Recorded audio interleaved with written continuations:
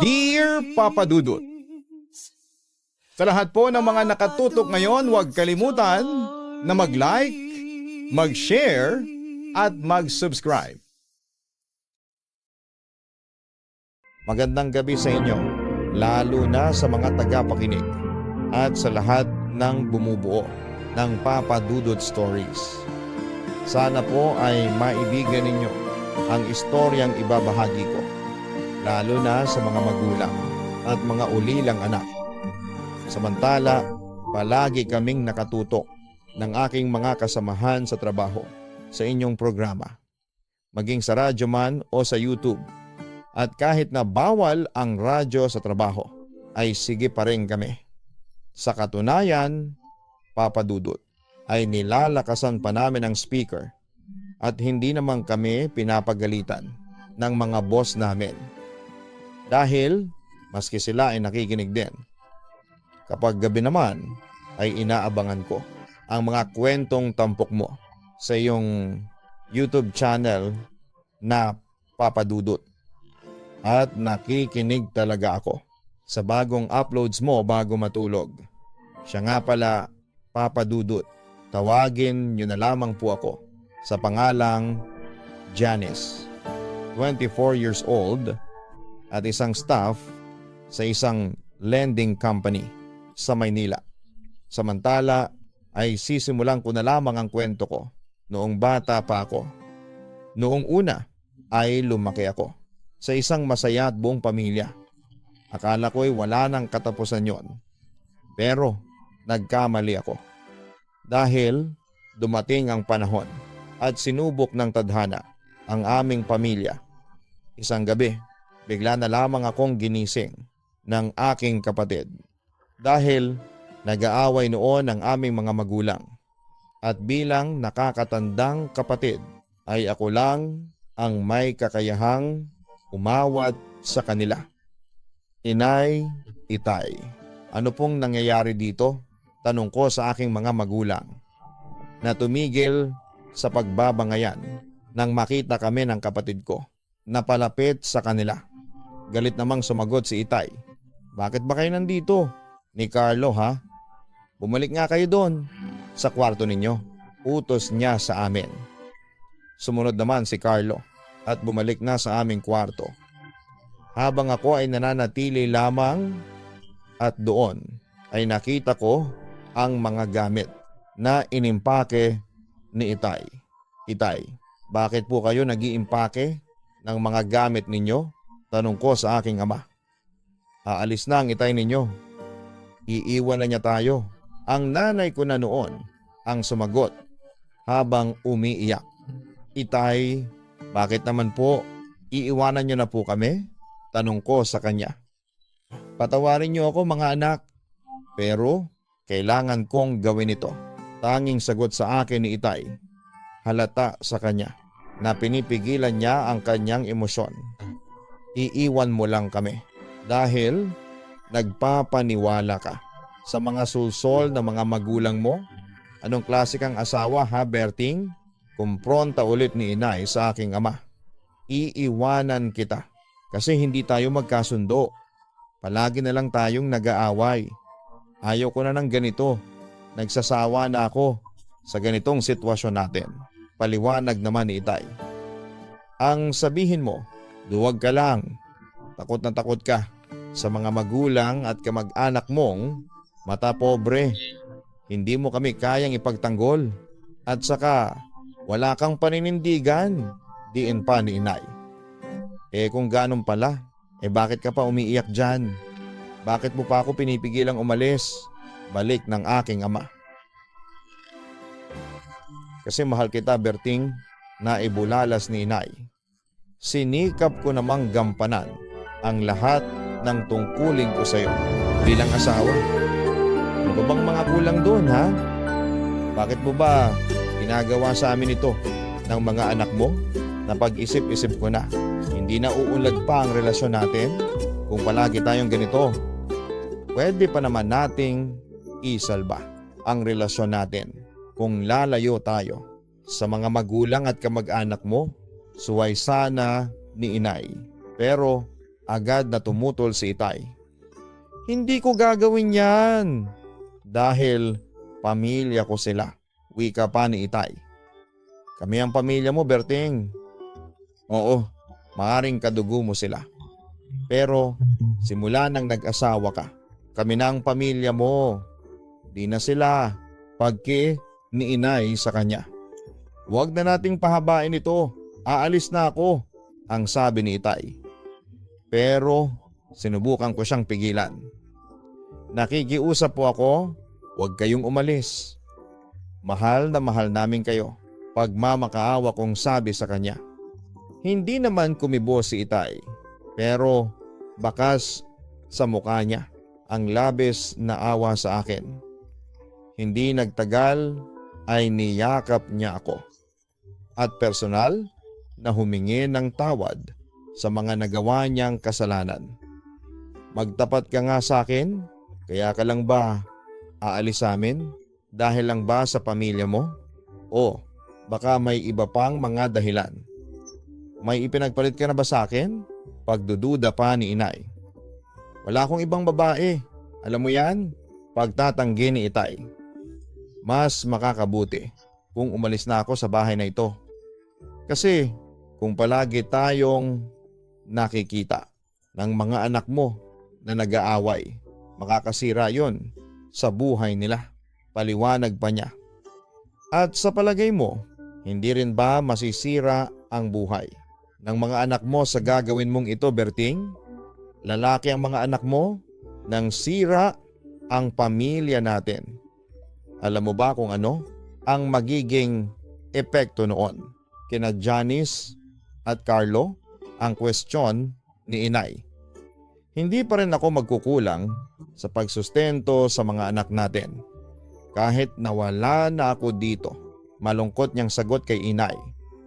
Hindi sustento ang kailangan ng mga anak mo, kundi pagmamahal at kalinga ng isang ama. Yon ang giit ni Inay sa kanyang asawa. Pero buo na talaga ang desisyon ni Itay na umalis. At alam kong wala na kaming magagawa doon, Papa Dudut. Naghiwalay ang mga magulang ko dahil sa pressure na nagmula sa matapobreng kamag-anak ng ama ko. Dahil doon ay walang araw at gabing hindi ako umiiyak, lalo na kapag nakikita ko ang ina ko na umiiyak dahil mahal na mahal niya ang aking ama. Pero sa kasamaang palad ay hindi kami naipaglaban ng aming ama mula sa kanyang mapanghusgang kamag-anak at mas pinili niyang iwanan kami. Sa kabilang banda, noong una ay nagpatuloy ang pagsuporta sa amin ng aming ama. Pero sa paglipas ng panahon ay unti-unti rin po itong natigil dahil doon ay napilitan ng aking ina na kumilos para sa kinabukasan namin at ng kapatid kong si Carlo. Nay, totoo po bang aalis kayo? Tanong ko sa aking ina. Oo anak, sagot niya sa akin. Maghahanap ako ng trabaho sa Maynila, anak. Kailangan kong magtrabaho kasi tumigil ng tatay ninyo sa pagsustento sa atin. Kung hindi ako kikilos, mamamatay kayo sa gutom at saka hindi kayo makakapag-aral. Ni Carlo, paliwanag ni Inay. Hindi ko naman mapigilan ng umiyak. Pero Inay, hindi ba kayo pwedeng magtrabaho dito? Hindi. Hindi sapat ang kikitain ko dito. Mas masusuportahan ko ang pangangailangan ninyo kung doon ako magtatrabaho sa Maynila. Janice, anak, sana intindihin mo. Kailangan kong gawin ito para sa inyo. Paliwanag ni Inay sa akin. Umagulhol lamang ako noon at niyakap ko ng mahigpit si Inay, Papa Dudut. Huwag ka nang umiyak, Janice. Babalik pa rin naman ako. Hindi ko kayo kakalimutan. At bibisita pa rin ako dito kapag may panahon ako. Pangako! Yon ang naging assurance niya sa akin, Papa Dudut. Mamimiss ko po kayo, Inay. Wika ko sa kanya. Habang sinusubukan kong magpakatatag. Apo, huwag kayong mag-alala ni Carlo. Habang wala ang inay ninyo, ay ako ang mag-aalaga sa inyo. Hindi ko kayo pababayaan. Yun naman ang pangako ng aking lola. Janice, hindi kayo pababayaan ng lola ninyo. Basta, palagi ninyong tatandaan, ha? Huwag ninyong bibigyan ng sakit ng ulo ang lola ninyo. Sumunod kayo sa kanya. At ikaw, Janice, itulungan mo ang lola mo sa pagpapalaki kay Carlo, ha? Ikaw ang panganay, kaya aasahan kita. Dilin pa niya sa akin. Opo, inay, wika ko naman sa kanya. Basta, mag-ingat ka doon sa Maynila, ha? Kung may panahon ka, tumawag ka sa amin. Para naman, hindi mag-alala kami sa'yo. At saka, para naman hindi malungkot ang mga anak mong iiwanan. Paalala naman ni Lola sa aking ina. Huwag po kayong mag-alala doon, Nay. Hindi ko po kakalimutang tumawag o dumalaw dito kapag may oras ako. Pangako niya sa amin. Wala na po ba talagang pag-asa na mabuo ulit ang pamilya natin? Tanong ko noon sa kanya bago siya tuluyang umalis. Hindi ko alam, anak. Hindi ko masasabi kung mabubuo ulit ang pamilya natin o hindi. Ang ama mo ay ayaw na niya talaga sa atin. Hindi na niya tayo mahal. Huwag na nating ipilit ang mga sarili natin sa kanya. Magiging kawawa lang tayo. Siguro, anak, ay isipin na lang natin kung paano tayo mabubuhay. Paliwanag ni inay sa akin. Nalungkot naman ako sa sinabi ni inay. Pero hindi pa rin nawawala sa puso ko ang pagbabaka sakali na bumalik sa amin si Itay. Janice, mabubuhay kayo nang wala ang ama ninyo. Piki naman ni Lola sa akin. Oo, hindi namin inaalis sa inyo na mahalin ninyo ang ama ninyo. Pero wag na kayong umasa na babalik pa siya sa inyo. Masasaktan lang kayo, ha? Malungkot na pagpapatuloy niya, Papa Dudut. Naiwan kaming magkakapatid sa pangangalaga ng aking lola. Siya ang nagpaaral at nagpuno ng anumang pagkukulang sa amin ng mga magulang namin. Pero hindi sapat yun para makalimutan ko ang mga magulang ko, Papa Dudut, araw at gabi na umiiyak ako at nagdarasal na sana ay mabigyan ng pagkakataon na mabuo muli ang aming pamilya. Pero lumipas ang panahon. Unti-unting nawala ang aking pag-asa, lalo na't dumating ang aking ina na may kasamang ibang lalaki. Janice, siya nga pala, ipapakilala ko sa inyo. Siya ang Tito Chris mo, wika ni inay.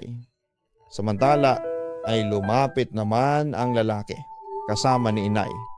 Kumusta, Janice? Bati nito sa akin. Mabuti naman po ako, tito. Magalang kong tugon. Pagkatapos ay muli akong bumaling kay inay. Bakit niyo po siya kasama dito? Tanong ko pa sa kanya. Anak, kaya ko sinamang Tito Chris mo dito ay para makilala kayo. At para makilala niyo rin siya. Janice? Si Tito Chris. Ang bagong nagpapasaya sa buhay ko ngayon. Wika ni inay sa akin. Noong una ay naguguluhan pa ako kung ano ang ibig niyang sabihin. Ano po ang ibig ninyong sabihin, ay? Si Chris at ako. Bale, nagmamahalang kaming dalawa. Sumiga naman si Tito Chris. Tama ang inay mo, Janice. Nagulat at kinalaunan ay nanlumo ako sa mga narinig kong balita. Hindi ko noon matanggap na wala ng pag-asang mabupang muli ang aming pamilya. Paano na po si Itay? Tanong ko noon kay inay. Hindi ko pa rin naman makakalimutan ang Itay mo. Kaso anak, alam ko na maiintindihan mo rin ako. Pero kasi mas mahal ko ang Tito Chris mo. Sinusubukan ni inay na ipaliwanag sa akin ang kanyang side. Inay, Ibig sabihin po ba niyan, hindi na po mabubuo ulit ang pamilya natin? Nanlumo kong tanong. Hindi na mabubuo ang pamilya natin dahil wala nang itay mo. Kinalimutan na niya tayo. Magiging masaya pa naman tayo kahit na wala ang itay mo. Si Chris, handa siyang magpakaama sa inyo ni Carlo, dagdag pa ni Inay. Pero hindi naging madali para sa akin ang tanggapin yon. Tama ang inay ninyo, handa kong akuin ang responsibilidad sa inyo na hindi inako ng ama ninyo. Nahihiya ngunit sinserong pahayag naman ang bagong pag-ibig ng aking ina. Janice, sana tanggapin ninyo si Chris para sa akin. Pakiusap pa niya sa akin. Dahil sa labis na panlulumo ay napasigaw ako sa pagtutol, Papa Dudut. Hindi po inay, kahit kailan ay hindi po mapapantayan ni Tito si Itay. Siya ay siya, hindi papalitan ng kahit na sino. Naiintindihan ko. Pero sana anak, hayaan mo akong maging masaya ulit sa buhay. Tila nagmamakaawa na si inay sa akin noon. Minahal ko naman ang tatay mo, pero hindi ako naging masaya sa piling niya, Janice. Kay Chris ko naramdaman yung kasiyahang hindi ko naramdaman dati sa ama mo, anak. Alam ko masyado ka pang bata para maintindihan ang lahat. Pero sana subukan mong maging masaya para sa akin, sabi ni inay. Nagsalita naman si Tito Chris para suportahan ang sinabi sa akin ni inay. Janice, hindi ko naman hinahangad na mapalitan ang ama ninyo sa mga puso ninyo. Pero sana tanggapin ninyo ako para sa inay ninyo. Mahal na mahal ko ang inay ninyo at handa kong ibigay sa kanya ang lahat ng hindi na ibigay na pagmamahal ni Berting sa kanya. Kung pagbibigyan ninyo ako ni Carlo, ay handa akong maging ama sa inyo, paniniguro niya sa akin. Ano po bang magagawa ko, inay? Wala naman po, hindi ba?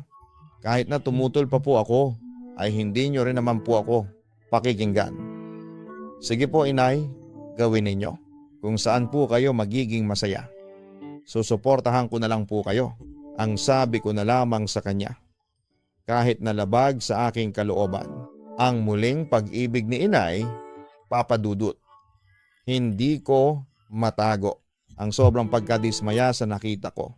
Pero wala akong magawa noon kundi ang tanggapin na lamang ang nakikita ko. Pero siyempre masakit yon sa akin at nawala ang aking pag-asa na mabubuo ulit kami, Papa Dudut. Sinubukan ko naman na tanggapin ang bagong asawa ng aking ina, pero hindi ko talaga kaya. Dahil doon ay nagpasya na lamang ako na manatili na lamang sa poder ni Lola. Oo, masakit sa akin ang lahat. Pero wala talaga akong choice kundi tanggapin ang lahat. Siguro talagang nakatadhana na lumaki kami ni Carlo sa isang sirang pamilya, Papa Dudut. Lumipas ang maraming buwan at taon ay naging masaya naman si inay sa piling ng kanyang bagong asawa. At dahil sa hindi sila kasal ni itay, kaya nagawa ni inay na magpakasal sa bago niyang lalaki. Hindi nga naglaon ay nabuntis si inay. Siyempre, masaya sila sa kanilang dalawa. Pero ako hindi. Mas nawalan ng pag-asa na mabubuo ulit ang pamilya ko. Alam niyo po ba, Lola, naiinggit ako sa mga kaklase ko kapag nakikita kong buo ang pamilya nila. Buti pa sila. May yumayakap sa kanila. May bumabati sa kanila kapag mataas ang nakukuha nilang grades. Buti pa sila, may mga magulang na handang manood at sumuporta sa kanila tuwing Foundation Day. Buti pa sila, may mga magulang na nagtatanggol po sa kanila. Kahit may umaaway, Sa totoo lang Lola, palagi po akong umiiyak at nag-aabang sa pagbabalik nila. Kwento ko noon sa aking lola. Habang nagdurugo ang aking puso deep inside. Bakit apo, hindi ko ba nagagawa ang mga yon ng mas maayos? Concern niyang tanong. Nagagawa naman po, kaso Lola, iba pa rin po kasi yung mga magulang pagtatapat ko. Medyo nasakta naman si Lola sa sinabi ko. At huli na nang napansin ko yon. Hindi pa ba ako magulang sa paningin mo, Janice? Apo, halos buong buhay ko nilaang ko na sa pag-aalaga sa inyo ni Carlo. At kahit na matanda na ako, ay hindi na ako makagawa dahil sa katandaan ko.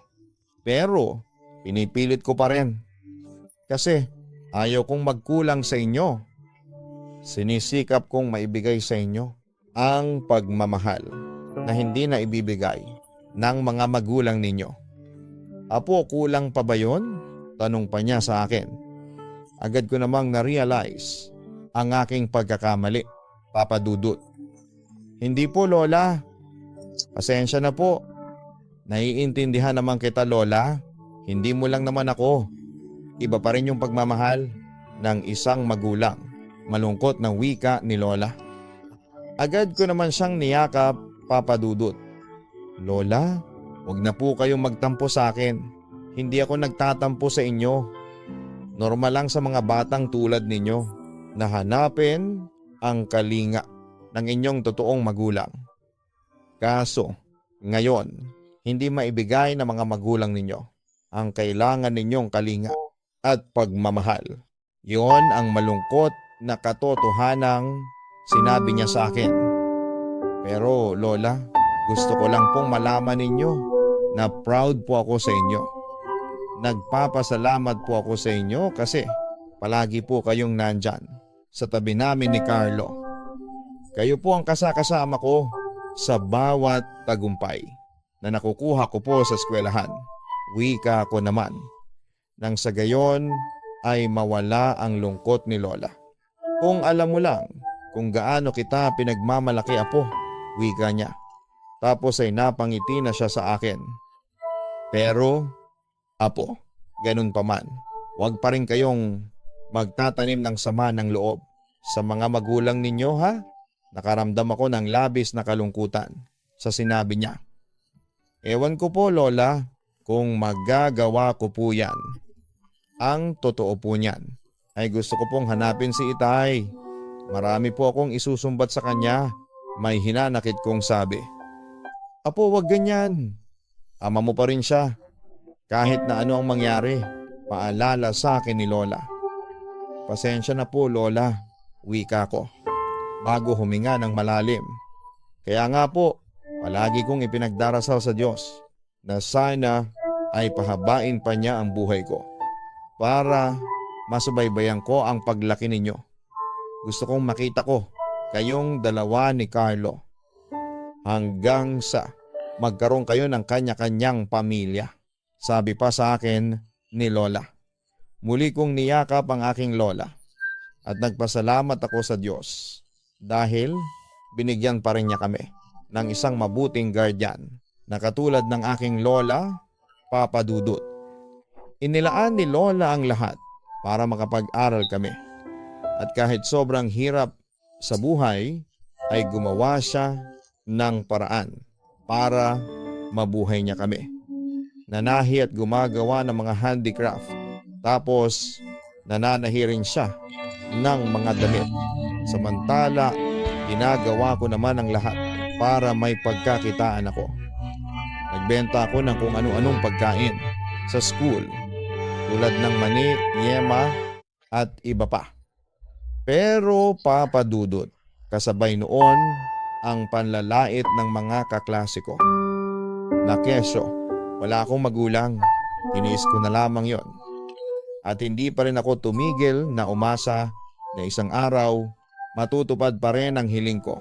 Kaso sa paglipas ng panahon ay unti-unting humina ang loob ko At minsan ay naisip ko na lamang na magpakamatay.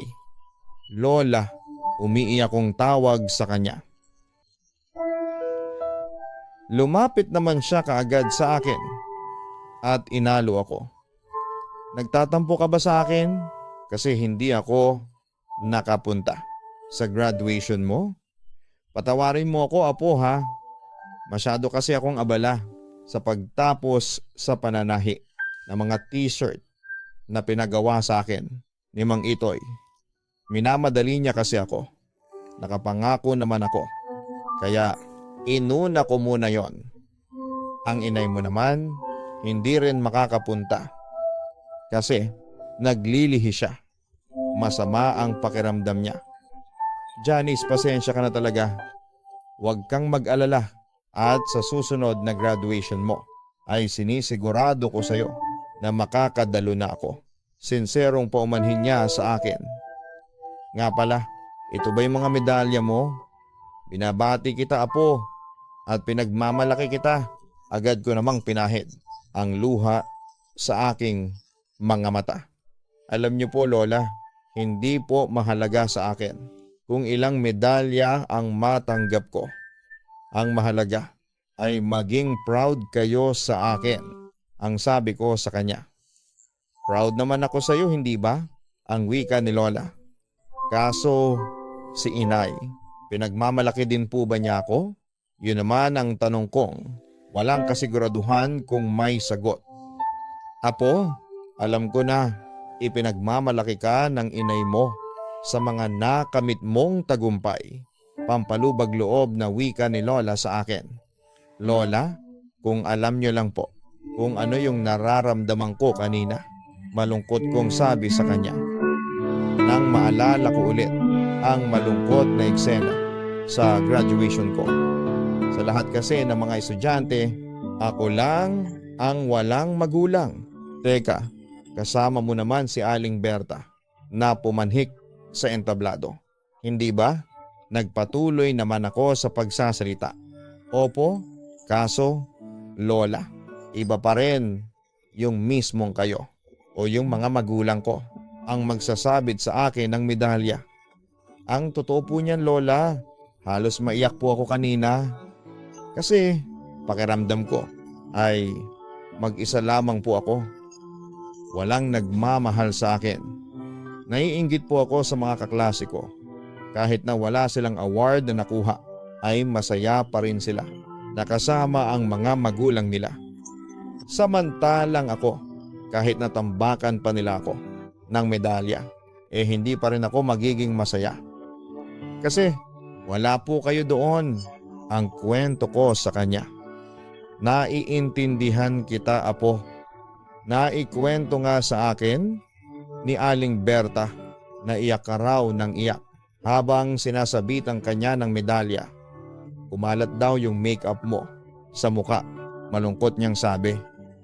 Sino po bang hindi iyak doon? Nakikita ko po yung mga kaklase ko. May kani-kanya silang nandyan. Ang mga magulang. Lola, hiling ko po sana sa Diyos na sana magkabalikan ulit ang mga magulang ko. Yun naman ang sabi ko sa aking lola na alam kong hindi na rin matutupad ng Diyos dahil may kanya-kanyang buhay na ang aking mga magulang. Hanggang ngayon ay umaasa ka pa rin ba dyan, ha? Apo, wag mo nang pahirapan ang sarili mo. Lalo ka lang masasaktan. Concern niyang sabi sa akin. Ngunit noong mga panahon na yon ay puno pa rin ako ng pag-asa. Kahit na walang assurance kung makakamit ko ba talaga yon o hindi. Hindi pa rin ako nawawala ng pag-asa, Lola. Baka maawa po sa amin ni Carlo ang Diyos at gumawa siya ng himala, sabi ko. Samantala, napansin ni Lola na buhol-buhol ang mga kumot ko at alam niya agad ang ibig sabihin noon. Inamin ko naman sa kanya na nagtangka nga akong magpakamatay. Hindi solusyon ang pagpapakamatay, apo. Nagsisimula ka pa lang sa buhay mo at maliit pa lang yang pinagdaraanan mo. Kumpara sa akin, Janice, marami ka pang pagdaraanan ng mga pagsubok sa buhay at hindi solusyon ang pagpapakamatay. Apo, magpakatatag ka kasi humingi ka ng tulong sa Panginoon. Hilingin mo sa Kanya na bigyan Kanya ng lakas at tibay ng loob. Huwag kang sumuko. Naiintindihan mo ba ako? Nag-aalalang wika ni Lola sa akin. Tumango naman ako bilang sagot kay Lola. Janice, apo, alam ko ang nararamdaman mo. Pero huwag mong isipin na nag-iisa ka. Nandito ako. Kami ng kapatid mo. Handa kaming tumulong at dumamay sa iyo. Hindi ka nag-iisa at kasama mo kami.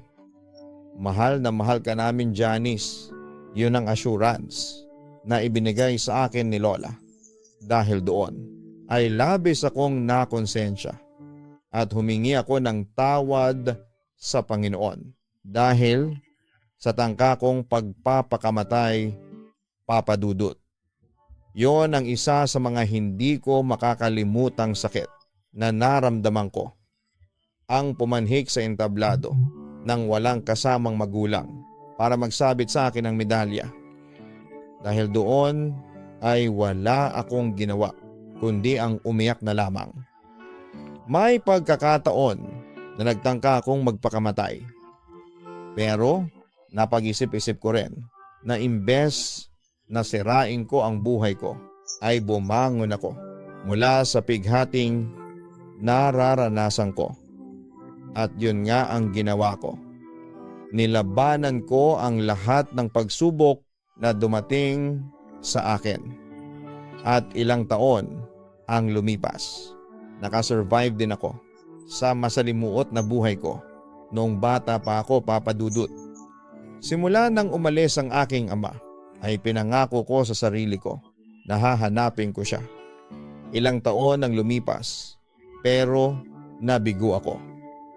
Hanggang sa isang araw ay hindi ko inaasahan na muli kong makikita si Itay. Patawarin ninyo ako kung hindi ako nagpakita sa inyo ng mahabang panahon. Pinagsisisihan ko yung ginawa kong pangiiwan sa inyo. Hindi ko naman kayo mahanap kasi matanda na ako. Madalas akong magkasakit. Maintindihan niyo sana ako, mga anak, wika sa amin ni Itay. Kasama ko rin noon si Carlo na tuwang-tuwa na muling makita ang aming ama. Wala na po sa akin yun, Itay. Naiintindihan ko. Ang mahalaga lang po, nakita po ulit tayo. Sagot ko naman sa kanya. Siya nga pala, kumusta ang nanay ninyo? Curious na tanong niya. May asawa at ibang pamilya na si Inay. Masaya na po siya sa buhay niya ngayon. Ang kwento ko naman. Ganon ba? Mabuti kung ganon. Malungkot na wika ni Itay sa amin. Kayo po, Itay, kumusta na po kayo? Tanong naman ni Carlo sa aming ama. Ayos naman kahit na nag-iisa. Hindi na ako nag-asawa. Simula nang naghiwalay kami ng inay ninyo Kayo, nabalitaan ko na ang lola ninyo ang nagpalaki sa inyo. Heto, sa loob po ng maraming taon ay malungkot kami. Umaasa na muling maibabalik ang masayang pamilya natin. Kaso, hindi po kami pinagbigyan ng Diyos. Pagtatapat ko sa aking ama. Agad naman kaming inakbayan at hinagod ng aming ama. Mga anak, malaki ang pagkakasala ko sa inyo. Kasi binigyan ko kayo ng sirang pamilya. Alam ko dahil doon. Kaya naging malungkot ang buhay ninyo. Pero pinagsisisihan ko na yon. Hindi bale. Ngayon, nagkita na ulit tayo. Hayaan niyo akong bumawi sa inyo. Yun ang pangakong binitaw ni Itay sa amin ng kapatid ko, Papa Dudut. Pagkatapos noon ay naging okay naman ang lahat. Bagamat ayaw tanggapin si Carlo ng mga kamag-anak ni Itay dahil nga sa bata pa ito noong iwan ni ito. Pero kinalaunan ay natanggap din kaming dalawa. Tumira kami sa bahay ng itay ko pero hindi rin nagtagal dahil sa samot-saring parinig ng mga pinsan ko na naghahabol daw ako kay itay. Kaya minabuti kong tumayo ako sa sarili kong mga paa, Papa Dudut. Umalis ako doon at naghanap ulit ng trabaho at bahay na matutuluyan. At sa awa ng Diyos ay sinuwerte ako. Nakahanap ako ng trabaho at naramdaman ko kung paano magkaroon ng pamilya at maging masaya kasama ang amo at mga kasamahan ko. Pero Papa Dudut, hindi po ako tumigil na mangarap na sana ay mabigyan ng pagkakataon na mabuo kami. Kahit na mukhang imposible na maramdaman ko na meron akong tinatawag na pamilya. Oo, may ibang taong nandyan para damayan ako. Pero iba pa rin sa pakiramdam ang maramdaman ng tunay na pag-aaruga galing sa mga magulang. Hanggang ngayon, umaasa pa rin ako, Papa Dudut. Hanggang dito na lamang ang aking kwento. Sana'y mapili po ninyong i-ere ito at maging gabay na rin sa inyong mga tagapakinig. Lalo na sa mga magulang at sa mga magiging magulang pa lamang na ang anak ay siyang lubos na nagdurusa sa lahat ng mga problema ng pamilya. God bless at more power sa inyong istasyon. Thank you in advance. At lubos na nagpapasalamat, Janice.